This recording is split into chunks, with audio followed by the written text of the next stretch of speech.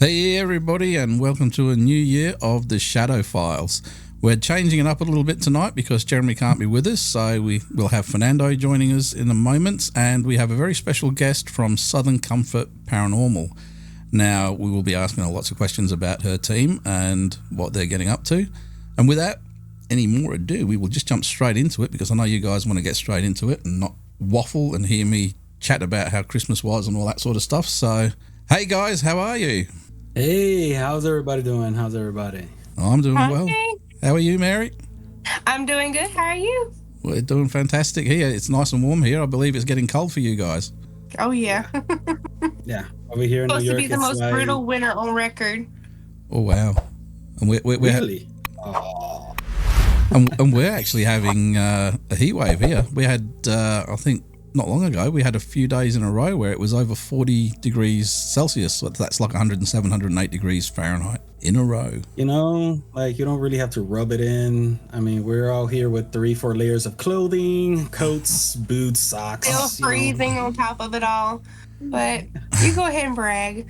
I will brag every chance I can because I'm loving life over here. I love summer and out snorkeling every weekend. So there you go. That's awesome. That's awesome. So, Mary, tell us all about Southern Comfort Paranormal. Well, I had started it not too long ago. And basically, my goal with Southern Comfort Paranormal is to go out locations, you know, not only provide answers about the other side, but provide answers for like relatives and other living people and the deceased as well, help them cross over if I can. Sounds good. How many people are on your team? Well, so far it's me and my mother, Trina. We're hoping to add one of my friends to the team and hopefully my brother as the cameraman if he doesn't have other plans. But Oh, a cameraman is always good. I'm the cameraman for my team, and I find myself not in many of the videos because I'm behind the bloody camera. So one thing I will suggest is get yourself a tripod. That's a good way of setting something up and then everybody can be in it, because it's nothing worse than getting some really good footage and you're not in it. That sucks. Oh, yeah.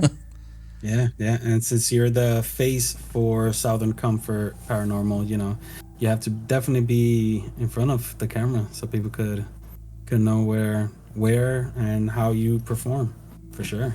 Definitely. I actually have a vest, like a chest piece, where I put my phone and I walk around. It almost looks like a first person paranormal. Yeah, it'll take time. If you're only new setting everything up and whatever, everything takes time. Now, one thing I will suggest, and that is a very simple one, is keep it small. Don't have a big team, and keep it to people that you know and trust. That I've learned from experience is something that you have to stand by, because obviously you're going to be going into some spooky locations and you need to know that you can rely on your team members. So family is good. My wife is part of my team. My son comes out with us regularly. My stepdaughter comes out with us regularly as well. And quite a few of my team members, their families are involved. So when you expand it out, we have quite a big team, but I'm talking about guys that have been with me for over 15 years. So make sure they're people that you can trust, because I have also found from experience that people are not always as trustworthy as they come across. So keep it. Oh, yeah. I found that out myself before, not with the paranormal field, but in general. Yeah, well, the paranormal is pretty much the same as everything else, isn't it? Fernando knows the same as well, but we all... Sometimes it's easier to talk to the deceased than it is the living. Not sometimes. It's quite regularly, close to all the time, it's easier to talk to them. Yeah.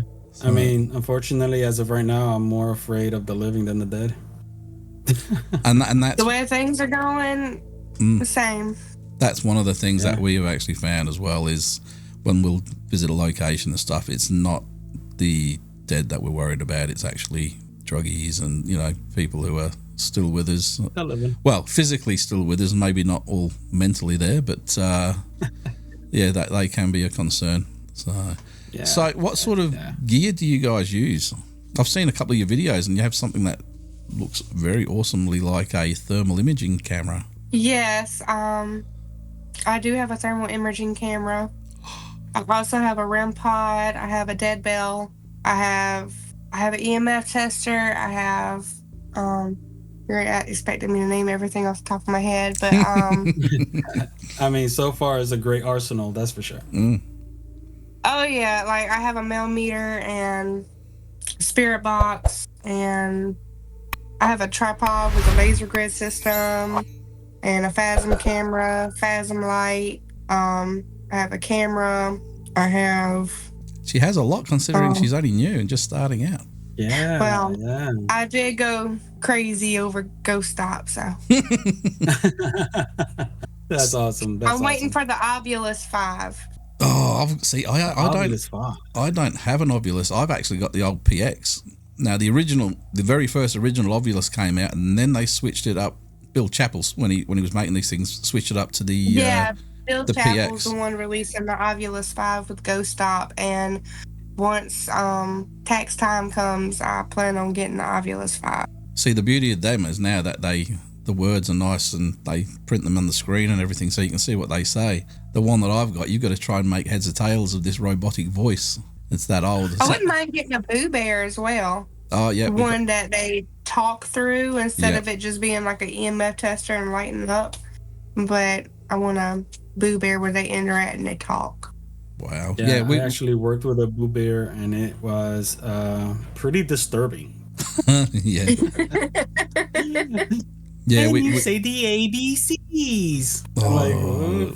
What is 2 plus 2? Yeah, we did an investigation last year at a courthouse in a country town which is very haunted here in Western Australia, and we had one of these bears in the courtroom. And I honestly didn't think it would. I didn't think it would activate, but when it was just my wife and myself in the courthouse, and I had everybody else that was there teamed off in different sections of the complex, it started talking. It started bloody moving. Moving its arm. It waved that much that it actually fell over because it waved that much. And I'm like, yeah, and it was answering direct to questions and things. So there's something to be said for these kind of things. But yeah. I love it. I get a thrill from it. I love ghost hunting. Well, that's the important thing. Investigating. I love it. Oh, we've had this conversation about ghost hunting or paranormal investigation before. I'm fine with both, but I know Fernando prefers the paranormal investigating, don't you? Oh, we could do ghost busting. Ghost busting. I think that's worse. We're busting ghosts. But I'm serious. Who are you gonna call? Southern Comfort. But yeah. Like to me, ghost hunting, it has a pretty good marketing scheme to it. It'll catch people's attention and stuff like that. But it kind of makes you feel. I think I actually posted a reply to somebody. It kind of makes you feel like, like an amateur Elmer Fudd hunting rabbits kind of thing, right? I'm hunting rabbit. Yeah. See, she's got the accent for it as well. Yeah. It doesn't sound the same if I say, we're hunting rabbit. No, we hunting rabbit. I ain't gonna lie, I don't just do paranormal investigation. I like to go deer hunting and fishing. Wow. I can't wait to visit you and do some paranormal and shooting wabbits. Paranormal, like going to investigate spirits and stuff is not all I want to do with Southern Comfort Paranormal. I also want to go and investigate things like Bigfoot and other cryptozoology. I want to expand my journey within the paranormal field and not just focus on one thing. You have got the exact perfect mindset for this, because that's what we do as well. We don't limit ourselves to hauntings and things like that. We will investigate UFO sightings. We will investigate cryptozoological situations. Now we've got a guy who is part of the Australian Yowie research group. Now a Yowie is our equivalent of your Bigfoot or Sasquatch, depending on where you go. Because if you start off in America with Sasquatch, and then or Canada, you get the Sasquatch, and then you head over towards Tibet, and it goes to the Yeti, and then you sort of head down through China, and the name switches to the Yeren. And then by the time you get to Australia, it's the Yowie. So it's the exact same thing. 6 to sort of 8, 9 foot tall, hairy man. And we've got a guy. Most of our sightings, we've had sightings here in WA as recent as a couple of years ago, and actually even earlier last year. But most of them happen in the Blue Mountains and up the eastern seaboard. And a guy's actually just come over here because he's been tracking the migration patterns, which it's interesting considering the migration patterns of animal they haven't even been able to prove actually exists yet, other than the old bones. They actually migrate using rivers and streams. Well, there must be more than just that, because they've made it over here now, and he's actually moved over here to follow them, and he's actually going to be coming on a show this year and chatting about his findings. But we were contacted last year about some sightings a little bit down south, and we tried to get down there, but we couldn't actually make it down there because it was too far, and it was stormy weather and stuff like that. But tracking the patterns, they're heading up this way, so we've actually done a couple of stakeouts, sort of, I suppose, for lack of a better term, and it's not the same as it is over there, because you guys have such dense and expansive forests where they can just live totally unknown, but we don't have quite that. Well, we do, but it's not the same. Basically, our last reported sighting here in South Carolina was Huntington Island, and I'm actually planning on going there sometime this year and doing my own investigation. Of course, I'm gonna carry a piece of sidearm with me just in case for safety purposes, but it's gonna be pretty exciting. I'm gonna bring my thermal camera with me. That would be a good thing in a Bigfoot hunt. So, would you say that you would be somewhat? Would you feel comfortable? Because I mean, there's a big difference as far as danger is concerned when you're doing the paranormal and when you're going after, let's say, Bigfoot. Yeah, I'm pretty comfortable, surprisingly. I've been in plenty of circumstances where, like normal people would be afraid, but for some reason I just kind of like get a thrill out of it. It's like an adrenaline rush for me. But I see. I actually grew up in a very haunted home that my granddaddy had basically built, and we had all kinds of spirits. We had 3 children's spirits that I grew up seeing, and one, I called her Teresa. She was a little African American girl, wore a white dress, and she had her hair in like pigtails on the side and one in the back. And wow, the dream that I had about her death was that she was in this field and a man had gunned her down while she was walking through the field. She looked to be no more than maybe 5 or 6 years old, but there was another girl. She liked to hide in my granddaddy's bathroom, mainly in the shower, because she was terrified. I call her Sarah, or she basically had like my hair length, but it was brown, kind of like dirty blondish. She had freckles on her face, and basically what happened to her, again, I had dreamt her death, and it was in her point of view. And basically what she had told me was that a family friend had abducted her from school and took her to a secluded wooded area and basically beat her to death, raped and beat her to death. I remember in the dream, all I could see was her holding her arms above her head like this, trying to protect herself. And he killed her. Yes. Wait, so you dreamt her death? Mm-hmm. It might not have even been a dream. It could be their way of actually putting those memories in her head, so at least somebody else can experience it and know what happened, because she's not here to tell the story. And that's she had communicated with me that he had threatened to harm her family if she had, told anybody about it, which I'm guessing because of him saying that, he's a believer in the paranormal as well. But he's a close family friend, and I kind of would like to find out more about who they are so I can maybe help close the case in case it's still open. She looked to be about like 9 years old, and there was a boy, he looked to be about between 10 and 12. He didn't show me his death, but I had called him Bobby. He had freckles on his face as well, sandy blonde hair, and to me, they were just stuck. They had died so traumatically that it had left them stuck. And I had became their friend for the longest. And I'm not gonna lie, there was times where I was scared to go in the back room. That's where my playroom and my computer room and everything was.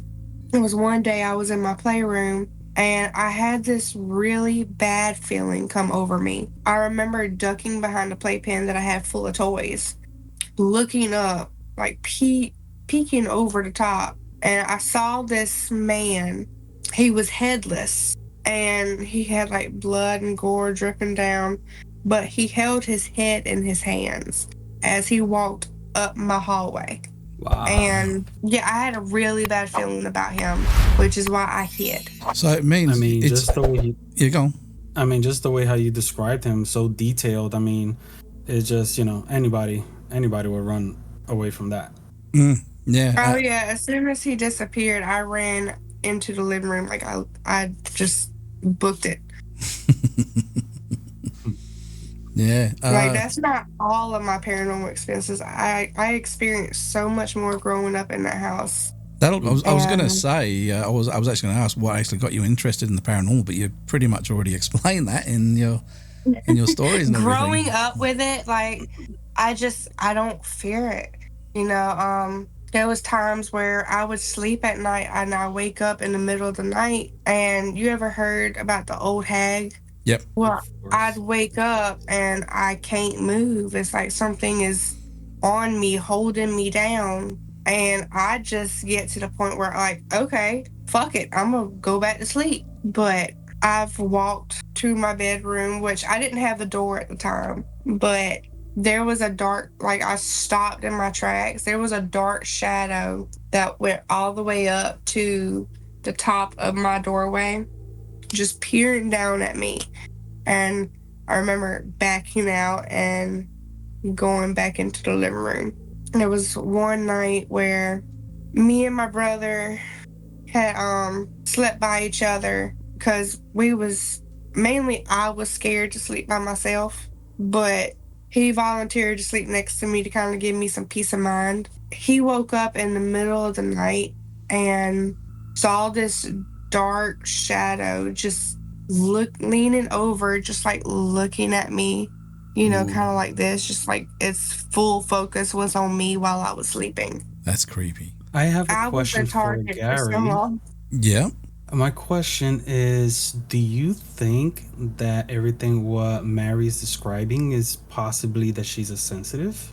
That's exactly where I was about to go earlier. I was going to say that either you have grown up in a ridiculously rich paranormal environment where lots of stuff's happened on the land, or you're a latent sensitive who is experiencing these things and you haven't fully come to understand it and nurture it into a gift that you can use. And it's something I honestly think, by the sound of things, you should do, because that will help you out a lot in your paranormal investigations. So yeah, we're definitely on the same line there. I was actually born with the veil over my whole body. My mother and her mother before her was born with it just over their head, and they've always had some sort of gift as well. But I was born with it over my whole body. I remember my mom and them telling me about it. But at the same time, one night when I was entering, like, I was about 14, 15 years old, maybe 16. I was a teenager. I was asleep. This old Indian lady came to me in my dreams, chanted this chant, and since then, I haven't been able to see spirits like that. I can see orbs with the naked eye, but I just can't see spirits like I used to. And trust me, I used to baby see them like they were zombies, and it terrified me. Ooh, that sounds like that old show, Ghost Whisperer, with what's that girl's name? I can't remember the actress's name, but she would see them. Jennifer Love Hewitt. Yes, that's the one. Yeah, yep. Because she would see them as they died, and it's funny how different people describe when they see spirits and everything, because it's different in just about every case. But yeah, since the Indian lady came and chanted that chant, I haven't seen them like that anymore. All I see is orbs. Like, I know I can feel where they're at and basically like what they're about, whether they're good or bad, or maybe male or female. But as far as like seeing them, like I see y'all, I can't do that no more. That might have been done as a bit of a actually- protection thing for you, just so that you don't see something so traumatic that it actually affects you long term. That could be why she did I that. was told that it was probably an ancestral spirit because I do come from a long line of Cherokee and Apache Indians, along with French, German, and Irish, but more Indian That's a than mix. the rest of it. But yeah, I was told that it was probably an ancestral spirit protecting me, but because I was such a big target at the time. It's interesting. We had our It's interesting when you go back through people's histories as to what it can actually open up for you, because based on what you're describing there, you have a very rich history in the Native American cultures where they believe very strongly in the spiritual planes and things like that. Now, my dad's family are from Scotland, and my dad's mum family are Romany Gypsy. Then my mum's family are from the northeast of England, so that's where I ended up growing up before we came here to Australia. A lot of people tell me that I have abilities, but I just don't recognise them, and I agree with that. I don't recognise that I do, but they said the gypsy part, because I'm 1/4 Romany Gypsy, they said there's a lot of power in that. You just don't understand it and don't know how to read it. But with your history and the fact that you've been reading into these things, you've got a lot more experience at that sort of thing than me. Yeah, I mean, I would like to be able to find a way to where I could get back to that point where, I can see him again. But if it doesn't happen, it doesn't happen. I'm not gonna push too much into it. I'm just gonna let it come if it comes. But pretty much, we had our house blessed one time, and I had to. Which they say you should never separate. You should never go off on your own when it happens. But we had some crazy activity that didn't feel too nice. So we had a preacher come out and bless the home, and it was more so something evil towards our walk-in closet that my granddaddy built, like where my bedroom, near where my bedroom and my brother's bedroom was. And I had went to the restroom as soon as I'm washing my hands and everything to go join everybody else. I get pinched like a SOB. I'm not gonna lie, it was like just something grabbed and just felt like it did like that. With your new paranormal team and things like that, what are some of your bucket list locations that you would love to go and investigate? Oh man, I would love to be able to go visit the Conjuring House one day, but that's gonna take some funds because I live all the way down in the South. But I would love to go visit the famous locations like the Conjuring House, Waverly Hills, and all those places, just because of all the rich activity that I keep hearing about. Right now, leaning toward more futuristic goals, I plan on going to the USS Yorktown in Charleston and investigating that, hopefully with permission. If not without. I don't think I'm gonna be able to sneak in. It's kind of like a museum. Well, sneaking onto a ship is a little tougher than sneaking into a building somewhere. Yeah, it's an active museum and they have a lot of cameras. I don't think I left my invisibility cloak at the other house, so I don't think I'm gonna be able to sneak in. But I'll say I'd like to be professional and turn around and say that you should never sneak into any place, but we all have. Yeah, I'm not even gonna try it. I have horrible luck. So Yeah, I mean, there are locations like that, like a battleship, or like museum type places, or even famous places like the Lizzie Borden House and the Conjuring. Like they're owned by somebody who most likely even does, like they'll sell time for paranormal investigators to come in and investigate. So there's really no need to. Yeah, I mean, I've kind of looked into it. I think the USS Yorktown charges, but so much, I'd probably have to save up for it. There might be an investigation for around tax time, maybe. They do that. There's a lot of places that are ridiculously expensive. Yeah, they do that a little bit over here. Now, years ago, we investigated the Fremantle Prison, which is a heritage-listed prison here in Western Australia. We were the first team that they actually ever allowed in overnight, and we presented our report to them afterwards. Even though they were unimpressed at the fact that the security guard quit the next morning because of what he'd witnessed that night when we were doing our investigation. We all witnessed there'd been reports of this spirit for years, and nobody had ever actually documented it. And we happened to, totally by chance, see this spirit, this shadow person, and the security guard witnessed it. Now he used to do the night shift, and he said, unless I can do the day shift, he goes, I'm out. And obviously security guards need to do the night shift, so he left. But we went back the next year, and we were given more access because of the fact that we presented ourselves so professionally. Now that costs a lot of money because we had to pay for the security guards and everything like that, and you end up having to take a fairly large group of people so you can split the costs. So it does happen, and you can do it, but and there are ways of doing it, like I said. But sometimes if you have too many people, it can take away from the investigation itself. So yeah, it's a balancing act that you have to sort of work out. Now, we were supposed to have a visit to the Conjuring House last year, but unfortunately that didn't work out. So I am working on finding other teams that are going to be going in there, and we're going to try and get ourselves a live tour of the place sometime this year. I'll fill you in when I find out that. But yeah, Waverly Hills, that's on my bucket list. Trans-Allegheny Lunatic Asylum, that's another one. I'd love to actually do Pearl Harbor. I don't think too many people have done that. Nice. But I wouldn't mind doing that. And then when you go internationally, I'd like to do Poveglia Island in Venice. I know it's been done by some of the TV shows and things like that, but the history just goes so much further than that. And there's so many deaths on that place that part of the island is... Gettysburg would actually be a pretty good place to investigate too, that and Vicksburg. I've heard some absolutely killer stories about Gettysburg.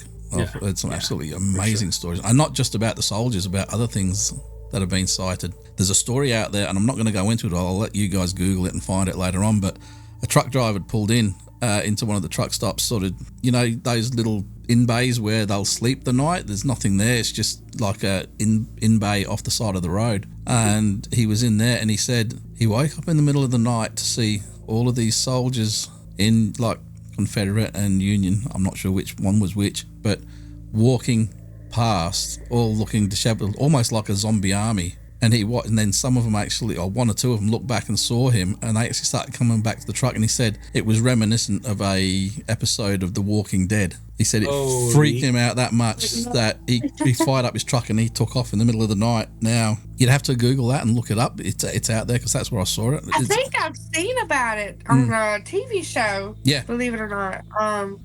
To me, now, if I saw what looked like a bunch of zombies rolling up, I'd get the hell out of Dodge too. I ain't gonna lie to you. I don't do zombies. Hey, everybody goes. I'll be like, well, I'm fully rested. Let's get out of here. But yeah, there's a lot of locations I'd love to go to, and there's actually a couple of islands just off New York that I would like to visit as well, where there's a lot of reported government scientific experimentation happening. So, yeah, I actually want to see if I could get myself to Roosevelt Island. Is one of my go-to lists. But again, like these places, they are charging like an arm and a leg. Unless if you're not invited, then and you wanna, and then it's kind of sucks because like, let's say you pay for the night, they only give you like 5 hours, and it's like a ridiculous amount. So it's like, is it worth it? I mean, I for one, I've already seen so much of these famous tourist locations already, like Eastern State Penitentiary, like actually Eastern State Penitentiary, you can actually Google map and travel within the walls using Google Maps. Yeah, like like I kind of want to go to places that is not really known or famous or out there. That is like there's a cemetery in Swansea. There's a cemetery in Swansea, and it's called Dust to Dust Cemetery. And I've heard about this. I think we've talked about this. The reports are that the graves are not very deep. I don't think they go all the full 6 feet. They're more like shallow graves. They don't embalm them, and from what my coworkers said, it's a very creepy place to be. It gives off a very creepy vibe. I would mind going and investigating that one day. That Where's sounds this I cool. located? apologize if I sound nasally. I'm congested. That's cool. But there's a church with a cemetery in Cordova, literally like 15 minutes from my house. And I have been there. And I had my friend had told me about it. Her and her niece had told me about it. So I had my child with me. He was in the car seat, and I had stopped by just to get a look or, feel of the place, look around. And when I looked back to my car, I saw something move toward my car where my son's side was that he was sitting on. And I don't play when it comes to my kid. And I told my friends, I said, we are leaving now. I said, either you get in the car now and we leave, or I leave you here. She said that they have seen reports of this dark entity hanging from a rope from a tree over the cemetery. There are broken graves, and the church looks abandoned. It's all boarded up and everything. Looks like sounded like something hit my ceiling. This always happens when we record, doesn't it? There's something happens somewhere. Something always happens. Something always happens. Oh. But yeah, and here at my house, we moved in August, and already late at night when everybody's in bed, you'll hear like weird sounds. And there was one night I was laying in bed, and my closet over here, I don't know if you could see it, my closet right there, Mm-hmm. that door kept opening and shutting, opening and shutting. And I'm just sitting there laying there looking at it, and I'm like, now something comes out of that motherfucker, I'm gonna jump up and I'm gonna start fighting. And I'm just sitting there watching it, just waiting, because I'm like, something's gonna be stupid enough to come out of there. Oh my god. What would be the worst is if you saw the sort of fingers sort of come around your door handle. That I'll be. You're gonna activate I my don't want to PTSD. put their fingers through there, because they'll lose some fingers. I'm telling you. I mean, that was actually my very first paranormal experience that traumatized me to this very day. I cannot sleep in a bedroom with a closet door or any doors open, especially a closet door. It's actually a double door. It opens like that. Like, oh my PTSD is kicking off right now. Stop it. I'm sorry to interrupt, but we are going to have to go. We've gone well over our time limit, so.